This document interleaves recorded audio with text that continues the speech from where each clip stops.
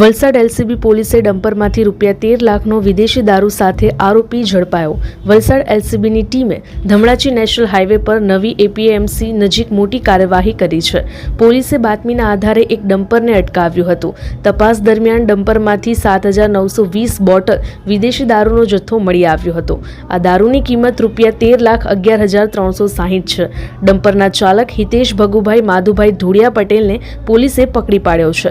તપાસમાં જાણવા મળ્યું કે આરોપીઓએ પોલીસ અને જનતાને ગેરમાર્ગે દોરવા ડમ્પર પર ખોટી નંબર પ્લેટનો ઉપયોગ કર્યો હતો। પોલીસે ડમ્પર, મોબાઈલ અને ખોટી રજિસ્ટ્રેશન પ્લેટ સહિત કુલ ₹23,16,360નો મુદ્દામાલ જપ્ત કર્યો છે। આ કેસમાં દારૂનો જથ્થો પૂરો પાડનાર દીપક નામનો આરોપી હજુ ફરાર છે। પોલીસે આરોપી વિરુદ્ધ દારૂની ગેરકાયદેસર હેરાફેરીનો ગુનો નોંધ્યો છે। વલસાડ એલસીબીની ટીમે પકડેલા આરોપીની પૂછપરછ શરૂ કરી છે અને ફરાર આરોપીની શોધખોળ હાથ ધરી છે।